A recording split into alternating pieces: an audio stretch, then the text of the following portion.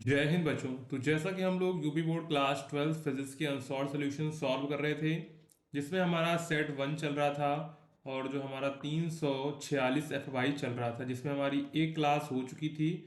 आज हम लोग दूसरी क्लास लेकर आए हैं, जिसमें हम लोग सेक्शन सी से कवर करने वाले हैं। सेक्शन बी हमने कवर कर लिया था और सेक्शन ए भी। अगर आपने वो वीडियो नहीं देखी तो उसकी लिंक आपको डिस्क्रिप्शन में मिल जाएगी, तो वहां से जाकर उसको आप देख सकते हैं। ठीक है, तो आज हम लोग सेक्शन सी से कवर करने वाले हैं। उससे पहले अगर आप चैनल पर पहली बार आए हैं तो चैनल को सब्सक्राइब जरूर कर लीजिएगा और जो है वीडियो को लाइक करना ना भूलिएगा। और अगर आपको इनका अनसॉल्व सॉल्यूशन का PDF चाहिए हैंड रिटन, तो आपको सिंपली जाना है गूगल में। यहाँ पर आपको सर्च कर लेना है हिंदुस्तान नॉलेज। ठीक है, तो जैसे आप हिंदुस्तान नॉलेज सर्च कर लेंगे तो यहाँ पर आपके सामने कुछ इस प्रकार का है जो पेज आ जाएगा। सिंपली आप इसके होम पेज पर क्लिक करना है। जैसे आप इसके होम पेज पर क्लिक करेंगे तो यहाँ पर आप थ्री डॉट पर क्लिक करेंगे तो यहाँ पर एक आपको शॉप का ऑप्शन दिखेगा। सिंपली आपको इस पर क्लिक कर देना है। जैसे आप इस पर क्लिक करेंगे, ठीक है, तो इसके बाद यहाँ पर आपको जो है सारे अनसॉल्व सॉल्यूशन दिख जाएंगे। ठीक है, तो यहाँ से आप लोग जो है जो भी आपको डाउनलोड करना हो वहाँ से डाउनलोड कर। जैसे आपको फिजिक्स का करना है ना, तो यहाँ पर आएंगे हम फिजिक्स के सेक्शन पर। ठीक है, कहाँ गया हमारा फिजिक्स का, नीचे वाला है। ठीक है, तो इस फिजिक्स पर ऐड टू बास्केट पर क्लिक करेंगे। इसके बाद आपको क्या करना है, बास्केट पर जाना है। तो बास्केट आपको वहीं पर दिखेगा शॉप के बगल में, बास्केट इस पर क्लिक करना है। जैसे इस पर क्लिक करेंगे तो यहाँ पर जो भी आपने सेलेक्ट किए होंगे, जैसे यहाँ पर हमने एक पहले सेलेक्ट किया था और यहाँ पर दूसरा, जैसे इसको अगर हटाना है तो इस पर हटा देंगे। इसके बाद क्या होगा, इसके बाद देखिए आपको 49 आ गया। प्रोसीड टू चेकआउट पर क्लिक करना है। तो जैसे इस पर क्लिक करेंगे, यहाँ पर आपको नाम वगैरह डिटेल्स अपनी भरनी है। इसके बाद प्लेस ऑर्डर पर क्लिक करके अपना पेमेंट करिएगा। इसके बाद PDF जो डाउनलोड होके आपके मोबाइल फोन में आ जाएगा। ठीक है, अब चलते हैं वापस हम लोग अनसॉल्व सॉल्यूशन पर। ठीक है, जिसमें हमारा सबसे पहला ही क्वेश्चन आ जाता है, अनुगमन वेग तथा विभवांतर का जो है सूत्र स्थापित आपको यहाँ पर करना है। ठीक है, तो कर लेते हैं सूत्र का स्थापित। तो हम यहाँ पर क्या मान लेते हैं कि अनुगमन वेग बराबर VD। ठीक है, इतना आपको समझ में आ गया होगा। VD, इधर एक डायग्राम बना लेंगे। ठीक है, जो डायग्राम आपका रहेगा इस तरह का।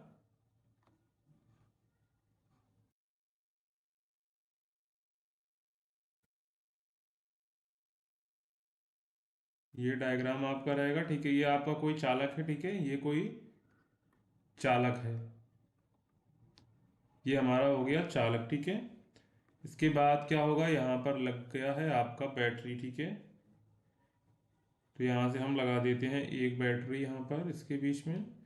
ये लग गई यहाँ पर हमारे बैटरी, यहाँ पर प्लस, यहाँ पर आपका माइनस हो गया। ठीक है, इनके जो ये कितनी लंबाई का, L लंबाई का चालक तार है। ठीक है, और जो है इसके बाद यहाँ से आपका जो है इलेक्ट्रॉन का मान तो आपको पता ही होगा कितना चार्ज होता है, 1.6 गुणे 10 की घात माइनस का 19। ठीक है, और E बराबर तो आपने सूत्र पढ़ा ही होगा, V/L होता है। क्या होता है, V/L होता है। ठीक है, अब बस इतनी वैल्यू रख ली, अब हम लोग सॉल्व करेंगे। ठीक है, अनुगमन वेग हमने क्या मान लिया, अनुगमन वेग मान लिया हमने VD। ठीक है, अब क्या होगा, जब यहाँ पर कोई, जब चालक तार यानी करंट फ्लो होगा तो यहाँ पर जो तार पर बल लगेगा वो लगेगा F बराबर ई यानी कि विद्युत क्षेत्र जिधर होगा उधर ही क्या होगा, इलेक्ट्रॉन पर बल लगेगा, क्योंकि विद्युत क्षेत्र उत्पन्न होगा तो विद्युत उत्पन्न होगा तो बल, कितना बल लगता है, बल लगता है ME। ठीक है, जो विद्युत क्षेत्र होता है और जितना इलेक्ट्रॉन का आवेश होता है और जितना यहाँ पर जो है वैद्युत क्षेत्र उतना यहाँ पर बल लगता है। ठीक है, तो F बराबर E और कैपिटल E हो जाएगा। ठीक है, और यहाँ F बराबर सूत्र क्या होता है, MA होता है। तो यहाँ से हो जाएगा E और इसके बाद कैपिटल E। ठीक है, तो यहाँ से त्वरण कितना आ जाएगा, त्वरण आ जाएगा हमारा यहाँ से कैपिटल E अपॉन M, ये हमारा आ जाएगा त्वरण। ठीक है, इतना आपको समझ में आ गया। और यहाँ पर E का मान हमको दिया गया V/L, तो यहाँ पर ये भी रख देंगे तो आ जाएगा EV/ml। ठीक है, ये आ जाएगा EV/ml आ जाएगा। ठीक है, गति के प्रथम समीकरण से, प्रथम समीकरण से, ठीक है, तो यहाँ पर हमने V बराबर आप जानते हैं U+AT होता है। देखो यहाँ पर जब कोई, मान लीजिए कोई कि यहाँ पर कोई पार्टिकल जैसे इलेक्ट्रॉन है, इस पर विद्युत क्षेत्र इधर लग रहा है, तो यहाँ पर जो बल लगेगा वो होता है F बराबर जितना इलेक्ट्रॉन का आवेश होता है और जितना विद्युत क्षेत्र होता है ये होता है। ठीक है, यही वाला जो है यहाँ पर हमने ये सूत्र लिखा हुआ है, क्योंकि यहाँ पर कोई इलेक्ट्रॉन, क्योंकि जो कुछ चालक तार होता है उसमें सब में क्या होते हैं, अंदर इलेक्ट्रॉन भरे होते हैं। अब यहाँ से क्या होगा, जब विद्युत धारा प्रवाहित की तो यहाँ पर क्या होगा, विद्युत क्षेत्र उत्पन्न होगा। तो हमने मान लिया कि वो विद्युत क्षेत्र कितना है, वो विद्युत क्षेत्र है आपका E। ठीक है, अब यहाँ से देखिए V बराबर U प्लस AT हो गया। V बराबर U कितना था, 0 था, तो यहाँ पर हमको दिया गया है A, और यहाँ पर जो T है यानी कि समय, इसको हम लोग यहाँ पर मान लेते हैं टाउ, श्रांति काल। ठीक है, यहाँ पर जो है समय को टाउ माना जाता है, जिससे हम लोग कहते हैं श्रांति काल। ठीक है, तो यहाँ से क्या हो जाएगा, VD इक्वल टू आ जाएगा आपका A टाउ। ठीक है, अब यहाँ से क्या होगा, यहाँ से हो जाएगा VD इक्वल टू EV, यहाँ से हमने निकाला था EV, और यहाँ से हो जाएगा आपका टाउ बटा हो जाएगा ML। बस यही हमको यहाँ से प्रूव करना था। VD बराबर क्या प्रूव करना था, प्रूव करना था VD बराबर EV टाउ बटा ML, ये हमको प्रूव करना था यहाँ पे। ठीक है, तो ये हमारा इस तरह यहाँ पर प्रूव हो जाएगा। इसको आप जो है एग्जाम में पूछा जाता है 2 नंबर में, तो इसको आपको ऐसे ही प्रूव करना है। ठीक है, इसके बाद आगे बढ़ते हैं, तो नेक्स्ट क्वेश्चन देखो क्या कह रहा है। नेक्स्ट क्वेश्चन कह रहा है समान गतिज ऊर्जा के प्रोटॉन तथा अल्फा कण से संबंध डी ब्रोगली तरंग दैर्ध्य का अनुपात ज्ञात कीजिए। तो यहाँ पर देखिए जो तरंग दैर्ध्य होती है, जो लैम्डा होती है, उसका सूत्र क्या होता है, H upon under root 2m E होता है, ये सूत्र होता है। यानी कि जो लैम्डा है वो प्रोपोर्शनल हो जाता है 1 अपॉन अंडर रूट ME के। ठीक है, अब यहाँ पर क्या देखो, गतिज ऊर्जा समान है, यानी E की वैल्यू तो समान है, तो इससे क्या हो जाएगा, इससे जो लैम्डा है वो प्रोपोर्शनल हो जाएगा 1 अपॉन रूट M के। किसके हो जाएगा, 1 अपॉन रूट M के हो जाएगा। ठीक है, इतना आपको समझ में आ गया। अब यहाँ पर जो हम जानते हैं कि अल्फा कण का जो द्रव्यमान होता है वो प्रोटॉन के द्रव्यमान से कितना होता है, 4 गुना होता है। कितना होता है, 4 गुना। जितना अगर मान लीजिए एम अल्फा इक्वल टू क्या हो जाए, एम अल्फा इक्वल टू हो जाएगा 4m प्रोटॉन, ये होता है। ठीक है, अब क्या करना है, अनुपात निकालना है। किनका किनका निकालना है, तो प्रोटॉन तथा अल्फा कण के संबंध डी ब्रोगली तरंग दैर्ध्य। तो यहाँ से देखिए क्या हो जाएगा, यहाँ से आपका हो जाएगा लैम्डा प्रोपोर्शनल कितना था, 1 अपॉन रूट M के था। अगर मान लीजिए लैम्डा अल्फा निकाल रहे हैं तो एम अल्फा हो जाएगा। अगर लैम्डा हम प्रोटॉन का निकाल रहे हैं तो प्रोपोर्शनल हो जाएगा आपका 1 upon under root M proton. ठीक है, अब हमको क्या निकालना, तरंग दैर्ध्य निकालना है, तरंग दैर्ध्यों का अनुपात निकालना। क्या करना है, तरंग दैर्ध्यों का अनुपात निकालना है। तो यहाँ से अगर हम लोग लैम्डा अल्फा बटा लैम्डा प्रोटॉन लिखते हैं तो यहाँ पर क्या होगा, प्रोटॉन वाला ऊपर चला जाएगा, यानी कि under root lambda M proton, और अंडर रूट हो जाएगा यहाँ पर M अल्फा। ठीक है, इतना आपको समझ में आ गया होगा। देखो अल्फा है अंडर रूट अल्फा, क्योंकि 1 अपॉन है, अगर इनका अनुपात निकालेंगे तो क्या होगा, जाके ये वाला नीचे रहेगा और ये वाला ऊपर पहुंच जाएगा। वही हमने यहाँ पर किया, देखो M प्रोटॉन ऊपर पहुंचा दिया, अंडर रूट M प्रोटॉन ऊपर चला गया, और M अल्फा जो है आपका नीचे रह गया। अब देखो यहाँ से M अल्फा और MP रखते हैं वैल्यू, तो M प्रोटॉन की वैल्यू कितनी है, तो M प्रोटॉन ही रहेगी। ठीक है, M प्रोटॉन, M अल्फा की जगह हम लिख सकते हैं अंडर रूट 4M प्रोटॉन। ठीक है, यहाँ से क्या होगा, यहाँ से बचेगा अंडर रूट आपका बच जाएगा M प्रोटॉन, और यहाँ से हो जाएगा 2 अंडर रूट M प्रोटॉन। तो M प्रोटॉन से M प्रोटॉन चला गया, आ गया अनुपात 1:2। क्या आ गया, 1:2 आ गया। ठीक है, तो यहाँ पर जो लैम्डा अल्फा बटा लैम्डा प्रोटॉन, लैम्डा प्रोटॉन बराबर कितना आ गया, 1/2। अब यहाँ पे हमसे पूछा कि प्रोटॉन तथा अल्फा, यानी कि प्रोटॉन ऊपर है, तो यहाँ से कर देंगे लैम्डा प्रोटॉन बटा लैम्डा अल्फा बराबर आ जाएगा 2:1। ठीक है, तो जैसे आपको निकालना है, जैसे करना है वो हम निकाल सकते हैं। जैसे हमने यहाँ पर लैम्डा अल्फा बटा लैम्डा प्रोटॉन का अनुपात निकाल लिया, तो हमको पूछा गया था किसका, प्रोटॉन तथा अल्फा, तो हमने प्रोटॉन को ऊपर कर दिया, अल्फा को नीचे कर दिया, तो वैल्यू उल्टी कर दी। बस हमारा जो फाइनल आंसर होगा वो होगा लैम्डा प्रोटॉन अनुपात लैम्डा अल्फा इक्वल टू 2:1। बस इसका ये फाइनल आंसर होगा। ठीक है, इसके बाद है द्रव्यमान क्षति तथा बंधन ऊर्जा को परिभाषित कीजिए। क्या है, द्रव्यमान क्षति तथा बंधन ऊर्जा को परिभाषित कीजिए। तो चलिए इनकी परिभाषाएं आप लोग नोट कर लीजिए। सबसे पहली परिभाषा यहाँ पर आपकी हो जाएगी द्रव्यमान क्षति की, इसकी द्रव्यमान क्षति की, ठीक है, द्रव्यमान क्षति। ठीक है, तो द्रव्यमान क्षति की परिभाषा क्या होगी, अगर नोट करिए, नाभिक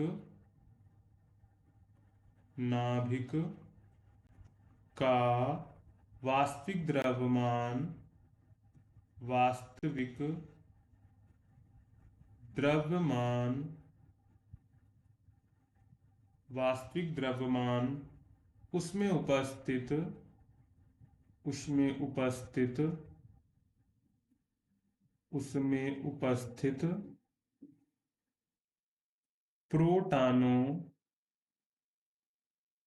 उपस्थित प्रोटॉनों, ठीक है, तथा तथा न्यूट्रॉनों के, न्यूट्रॉनों के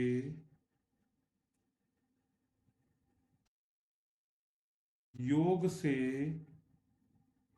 सदैव कुछ कम होता है, ठीक है, कुछ कम होता है। इसको क्या करेंगे, अगर कुछ कम होता है, द्रव्यमानों,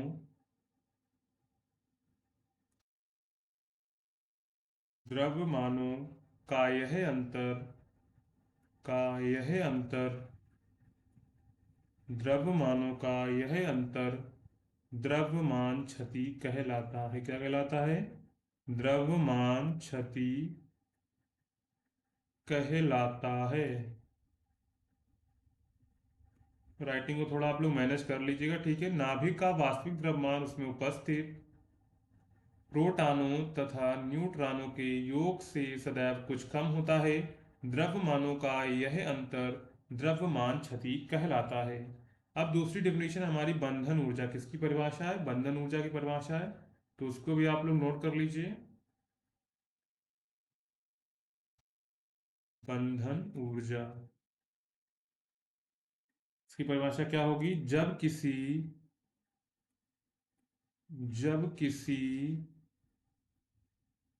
नाभिक, जब किसी नाभिक का निर्माण, जब किसी नाभिक का निर्माण होता है,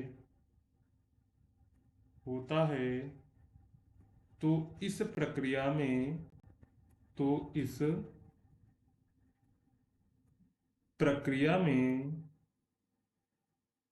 द्रव्यमान, द्रव्यमान क्षति के तुल्य, यानी कि दो, जो भी द्रव्यमान क्षति होती है कि तुल्य, यानी कि बराबर, तुल्य, जो ऊर्जा मुक्त होती है, जो ऊर्जा मुक्त होती है, जो ऊर्जा मुक्त होती है उसे बंधन ऊर्जा कहते हैं, उसे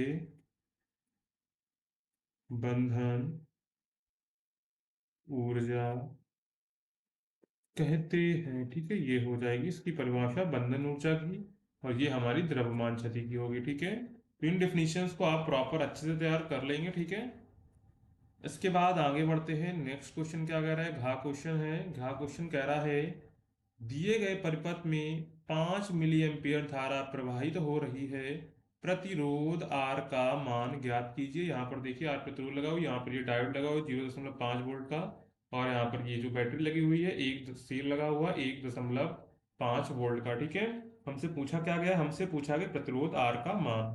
तो सबसे पहले ओम का नियम तो हम जानते ही हैं, V बराबर क्या होता है, आई आर होता है। तो आर बराबर क्या हो जाएगा, V अपॉन आई हो जाएगा। धारा हमको दे दी है, आई बराबर कितना दिया गया, आई बराबर दिए 5 मिली एम्पियर। तो इसको एम्पियर में चेंज करेंगे तो कितना बनेगा, 5 × 10⁻³ एम्पियर। ठीक है, अब यहाँ पर क्योंकि ये डायोड लगा हुआ है, इसलिए जो पूरा जो वोल्टेज आएगा, फाइनल वोल्टेज आएगा, वो आएगा 1.5 -0.5 बराबर 1 वोल्ट आएगा। ठीक है, अब यहाँ से आर बराबर क्या हो जाएगा, आर बराबर हो जाएगा V अपॉन आई क्या हो जाए, आर बराबर हो जाएगा, बी बराबर क्या होता है, बी बराबर आई आर होता है, तो आर बराबर हो जाएगा वी अपॉन आई। तो यहाँ से देख लीजिए कितना हो जाएगा, आपका हो जाएगा एक, यहाँ पर आई का मान 5 गुणे 10 की घात -3, तो 10 की घात -3 तो ऊपर जाएगा तो कितना, 10 की घात 3 यानी कि 1000 हो जाएगा, नीचे हो जाएगा आपका 5, इसको काट देंगे तो आ जाएगा 200 ओम। कितना आ जाएगा, 200 ओम आ जाएगा प्रतिरोध। यहाँ पर जो आर की वैल्यू हो जाएगी वो हो जाएगी 200 ओम। क्या हो जाएगी, 200 ओम हो जाएगा फाइनल आंसर। ठीक है, तो इसका फाइनल आंसर कितना होगा, 200 ओम। इसके बाद देखते हैं नेक्स्ट क्वेश्चन। तो नेक्स्ट क्वेश्चन सेक्शन डी हमारा शुरू हो गया। ठीक है, सेक्शन डी। और अगर आपने अभी तक भी चैनल को सब्सक्राइब नहीं किया है तो आप भी चैनल को सब्सक्राइब कर लीजिए। ठीक है, पहला क्वेश्चन है विस्थापन धारा क्या है, और इसी में आपको न्यूमेरिकल दिया गया है 25 मेगाहर्ट्ज आवृत्ति की एक समतल वैद्युत चुम्बकीय तरंग निर्वात में एक्स अक्ष के अनुदिश गतिमान है। निर्वात में किसी बिंदु पर वैद्युत क्षेत्र की तीव्रता हमको दी गई है 6.3 जे कैप वोल्ट प्रति मीटर है। इस बिंदु पर चुंबकीय क्षेत्र बी का मान तथा दिशा क्या होगी, ये हमको बताना है। ठीक है, तो सबसे पहले लिख लेते हैं विस्थापन धारा की परिभाषा, डेफिनेशन। तो हेडिंग डाल लीजिए आप लोग कॉपी में, विस्थापन धारा। ठीक है, विस्थापन धारा, तो हेडिंग क्या बनेगी देख लीजिए इसका, विस्थापन धारा। तो विस्थापन धारा, विस्थापन धारा वह धारा है, क्या है, वह धारा है जो किसी चालक, जो किसी चालक में विद्युत क्षेत्र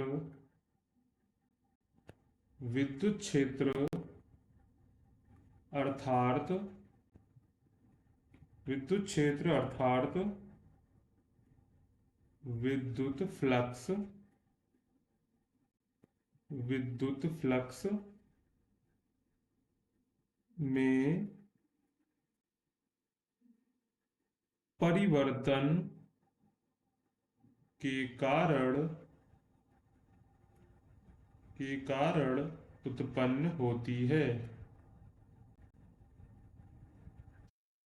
विस्थापन धारा क्या है, विस्थापन धारा वह धारा है जो किसी चालक में विद्युत क्षेत्र अर्थात विद्युत फ्लक्स में परिवर्तन के कारण उत्पन्न होती है। ठीक है, अब इसका जो न्यूमेरिकल है उसको भी सॉल्व कर लेते हैं। ठीक है, तो यहाँ पर वैल्यू जो हमको दिखनी चाहिए, तो यहाँ पर देखिए हमको क्या क्या दिया गया है। सबसे पहले ये देख लीजिए, तो यहाँ पर जो हमको दिया गया है आवृत्ति, ये क्या दी गई, आवृत्ति हमको दी गई है। ठीक है, फ्रिक्वेंसी दी गई है, तो एफ को इसको मान लेते हैं, किससे कर लेते हैं, एफ से डिनोट कर लेते हैं।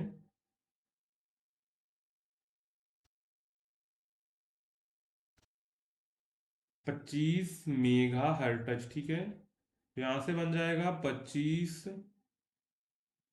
गुणे 10 की घात 6। ठीक है, इतना समझ में आ गया आपको, हर्ट्ज हो जाएगा, बस मेगा हट गया। अब देखो यहाँ पर ई वाई हमको दिया गया है, क्योंकि जेड लिखा है इसलिए ई वाई ये होगा 6.3 वोल्ट प्रति मीटर, ये आपको समझ में आ गया। चुंबकीय वैद्युत क्षेत्र ये हमको दिया गया। ठीक है, क्योंकि यहाँ पर देखो जो ई 6.3 जे कैप की दिशा क्या है, वाई अक्ष के अनुदिश है, इसलिए क्या हो, एक्स अक्ष की दिशा में गतिमान है, अतः जो चुंबकीय क्षेत्र की दिशा होगी वो क्या होगी, वो होगी जेड अक्ष की ओर। किधर होगी, जेड अक्ष की ओर होगी। क्यों होगी इसको समझ लीजिए, क्योंकि यहाँ पर देखो जो ये वाली दिशा, इसकी दिशा क्या है, इसकी दिशा है वाई अक्ष की ओर, और ये एक्स अक्ष के अनुदिश गतिमान है, इसलिए जो चुंबकीय क्षेत्र होगा वो होगा जेड अक्ष की ओर। ठीक है, अब इसलिए चुंबकीय क्षेत्र हमको निकालना है कितना होगा, तो बी जेड बराबर हो जाएगा ई वाई अपॉन सी। तो यहाँ पर 6.3, सी का मान कितना होता है, 3 गुणे 10 की घात 8, तो यहाँ से हो जाएगा 2.1 गुणे 10 की घात -8 टेस्ला। ठीक है, ये जो आपको हर्ट्ज दिया इसका कोई मतलब नहीं था, ये आपको बस भटकाने के लिए दिया गया था। ठीक है, इस तरह आपका ये न्यूमेरिकल हो जाएगा सॉल्व, और ये आपकी परिभाषा हो जाएगी। तो इन डेफिनेशंस को आपको प्रॉपर अच्छे से तैयार कर लेना है। ठीक है, इसके बाद देखते हैं नेक्स्ट क्वेश्चन। क्वेश्चन क्या है नेक्स्ट, नेक्स्ट है C1 माइक्रोफैरड तथा C2 माइक्रोफैरड धारिता के दो संधारित्र को समांतर क्रम में जोड़ने पर तुल्य धारिता 20 माइक्रोफैरड है। यदि उन्हें श्रेणी क्रम में जोड़ा जाए तब तुल्य धारिता 4.8 माइक्रोफैरड है। तब C1 व C2 की धारिताओं का अनुपात यहाँ पर आपको ज्ञात करना है। ठीक है, तो यहाँ पर देख लीजिए, अगर हम लोग देखें तो अगर हम लोग समांतर क्रम में जोड़ते हैं, किस में जोड़ते हैं? समांतर क्रम में। पर समांतर क्रम में जोड़ते हैं तो C1 plus C2 equal to आ जाएगा आपके अपना 20 आ जाएगा। अब यहाँ पर देखो, हम C1 माइक्रोफैरड छोड़ रहे हैं, सिर्फ C1 C2 मान रहे हैं। इनको क्या है, इसका पूरा है C1 और इसका है पूरा C2। ठीक है, और अगर हम लोग श्रेणी क्रम में जोड़ते हैं तो क्या बनेगा? श्रेणी क्रम में जोड़ने पर बनेगा 1/C1 plus 1/C2 equal to 1 बटा यहाँ से हो जाएगा 4.8। ठीक है, तुल्य धारिता कितनी आ रही है? 4.8 आ रही है। ठीक है, अब यहाँ से हम लोग क्या कर सकते हैं? हम C1 को मान लेते हैं यक्स और C2 हो जाएगा यहाँ पर हमारा 20 माइनस का यक्स। अगर इसको हम लोग देखें तो यहाँ पर C1 अगर यक्स, C2 बराबर कितना हो जाएगा? 20 माइनस की यक्स हो जाएगा। ठीक है, इसलिए इसलिए क्या हो जाएगा?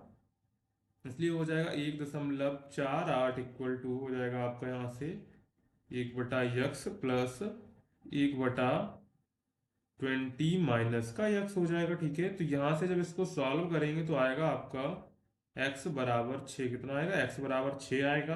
तो यहाँ से जो है C1 की वैल्यू निकल कर आ गई 6 माइक्रोफैरड मान लीजिए या फिर फैरड मान लीजिए। तो यहाँ से C2 की वैल्यू कितनी हो जाएगी? C2 की वैल्यू हो जाएगी 14 माइक्रोफैरड हो जाएगी। हमसे पूछा गया C1 C2 का अनुपात, तो C1 C2 यहाँ पर क्या आ जाएंगे? तो C1 C2 यहाँ पर आ जाएंगे आपके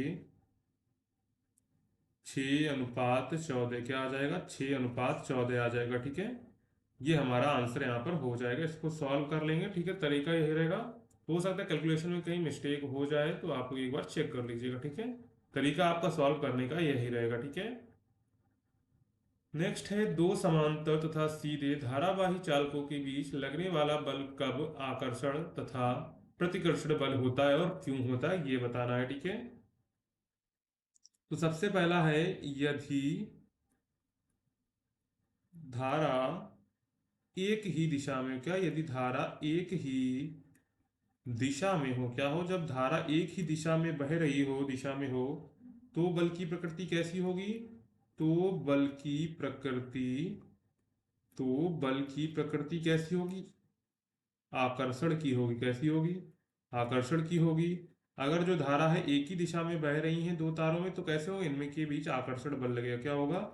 इनके इनके बीच आकर्षण बल लगेगा। अगर ये विपरीत दिशा में चल रही हैं तो क्या होगा? अगर विपरीत दिशा में है, तो ये क्या होगा? इनके बीच प्रतिकर्षण लगेगा। क्या लगेगा? प्रतिकर्षण लगेगा। बस आपको सिंपल ये बताना था। ठीक है, इसके बाद नेक्स्ट है हमारा, अनुनादी परिपथ से क्या तात्पर्य है? क्या है? अनुनादी परिपथ से क्या तात्पर्य है? LCR श्रेणी अनुनादी परिपथ के लिए आवश्यक प्रतिबंध तथा अनुनाद की स्थिति में आवृत्ति का व्यंजक ज्ञात कीजिए। तो सबसे पहले हम लोग अनुनादी परिपथ से क्या तात्पर्य उसको समझ लेते हैं। ठीक है, इसके बाद है उसको सॉल्व करेंगे। ठीक है, जो आपका डेरिवेशन है। तो सबसे पहले हेडिंग डाल लिए, अनुनादी अनुनादी परिपथ। तो यहाँ से परिभाषा क्या बनेगी? प्रत्यावर्ती धारा परिपथ वे प्रत्यावर्ती धारा परिपथ परिपथ पर जो अपने ऊपर जो अपने ऊपर आरोपित जो अपने ऊपर आरोपित प्रत्यावर्ती प्रत्यावर्ती वोल्टता प्रत्यावर्ती वोल्टता की आवृत्ति आवृत्ति के एक विशेष के एक विशेष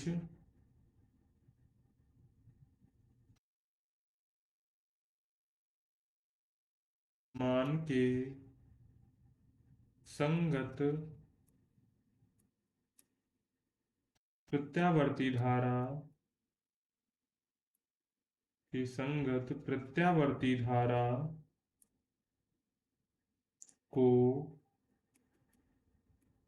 अपने अंदर से अपने अंदर से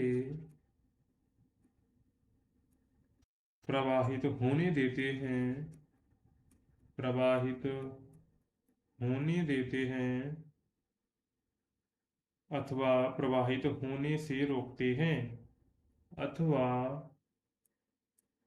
प्रवाहित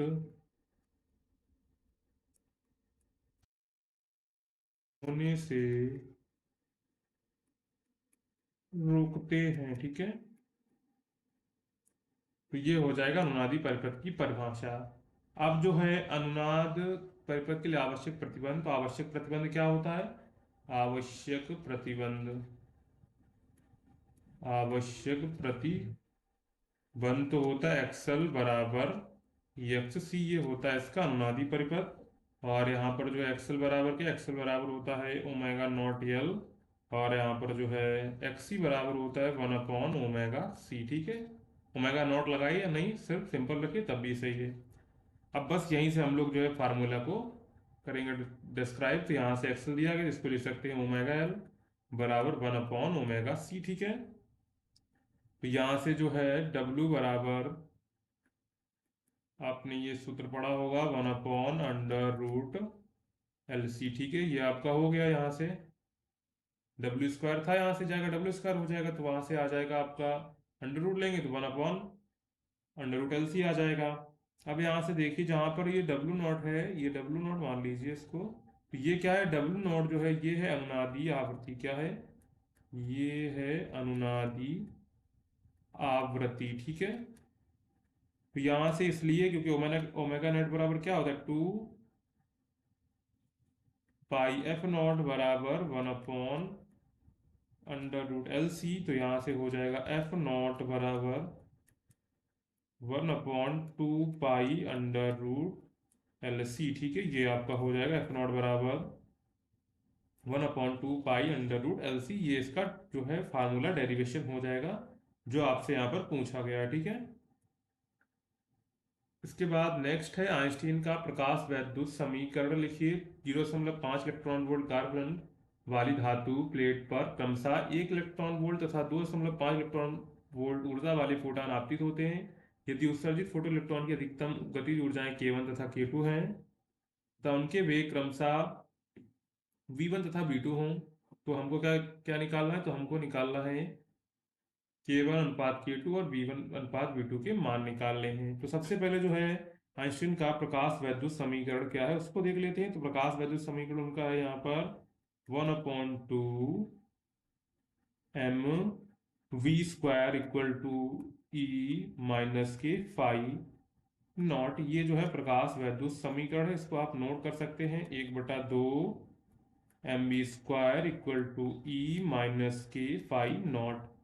ये क्या है? ये है प्रकाश वैद्युत समीकरण। ठीक है, अब पहली स्थिति यहाँ पर हमको दी K1 और K2। तो प्रथम स्थिति के लिए हम लोग जानते हैं कि क्या सूत्र है, 1/2 mv² है। ठीक है, v² यहाँ पर क्या है, मैक्सिमम है, तो यहाँ से जो है हमारा वोल्टेज आएगा 2.5, सॉरी यहाँ से कर लेंगे 2.5। तो 2.5 माइनस के 0.5 बराबर आ जाएगा आपका 2। क्या आ जाएगा? बराबर आ जाएगा आपका 2। ठीक है, तो यहां से जो आपका आएगा v² मैक्सिमम, और यहाँ पर v² मैक्सिमम v1 ये हो गया, v2 ये हो गया। इनका कितना कितना है? तो यहाँ पर देख लीजिए, v1 कितना था, v1 आपका 1 ही था, और v2 कितना हो जाएगा, तो v2 आपका 2 था। होल स्क्वायर कर देंगे दोनों का, क्योंकि v² मैक्स है, तो यहाँ पर वर्ग लिखा है तो इसलिए वर्ग होगा, तो 1 इसका वर्ग होगा तो 4। तो इनका अनुपात आएगा 1/4। ठीक है, यहाँ से जो v² था, यहाँ से जो हम लोगों ने निकाला है। ठीक है, और इसके बाद में गतिज ऊर्जा का सूत्र क्या होता है, 12mv² बराबर होता है k। तो इनका सीधे सीधे K1 अनुपात K2। ऊर्जा कितनी थी? ऊर्जा थी इनकी एक, और इसकी थी ये इसकी थी दो, तो टोटल हो जाएगी 1/2। इसकी कितनी थी? 0.5 थी, ठीक है। कहाँ गए? 0.5। और इसकी कितनी थी? इसकी थी 2। तो यहाँ से हो जाएगा देखो 1:4, क्योंकि 1/2 को हम लिख सकते हैं, सॉरी, 0.5 को हम लिख सकते हैं 1/2। तो यहाँ से हो जाएगा 1/4। इनका अनुपात कितना आ जाएगा? 1:4 आ जाएगा, ठीक है। तो यहाँ से जो है हमने सारे जो आंसर्स दिए थे वो हमने यहाँ पर कर लिए इसके हिसाब से, ठीक है। गतिज ऊर्जाएं K1 K2 थे, तो उनके वेग क्रमशः हमको दिए गए थे V1 तथा V2। तो हमने यहाँ से जो है mv² वाला सूत्र लगाया था। तो यहाँ से जो उनके उसमें जो अनुपात आएगा वो स्क्वायर के रूप में आएगा। तो हमने क्या कि V1² बटा V2² हो गया, ठीक है। और इसके बाद था हमारा K1 गतिज ऊर्जा। तो गतिज ऊर्जा का सूत्र क्या होता है? हाफ mv² होता है, ठीक है। तो गतिज ऊर्जाएं जो थी उनके हिसाब से हमने निकाला, तो आया 1:4। उसका आया 1:4, ठीक है। तो ये दोनों आंसर्स हमारे यहाँ पर हो चुके हैं, ठीक है। तो आइंस्टीन का प्रकाश गति समीकरण हमने देख लिया था, ठीक है ना, आपको समझ में आ गया होगा। और जो है यहाँ से इसका अनुपात और V1 V2 का अनुपात जो है यहाँ से हमने निकाल लिया था। कितना आया था? V1 V2 का अनुपात आया था 1:4 आया था, ठीक है। यहाँ से V1:V2, ठीक है। तो ये आपका जो है पूरा यहाँ पर जो है सॉल्व हो चुका है सेट इसका तक, सेक्शन सी तक, ठीक है। ये सेक्शन डी तक ये आपका पूरा सॉल्व हो गया, ठीक है। जो आपके बचे हुए क्वेश्चन है वो अगले सेट में आपको अगली वीडियो में कवर करवाए जाएंगे। अगर आपको पीडीएफ डाउनलोड करनी है तो आप यहाँ पर जाके जो है पीडीएफ डाउनलोड कर सकते हैं, ठीक है। और अगर आपने अभी तक चैनल को सब्सक्राइब नहीं किया तो चैनल को सब्सक्राइब कर दीजिएगा, और जो है वीडियो को लाइक कर दीजिएगा, ठीक है।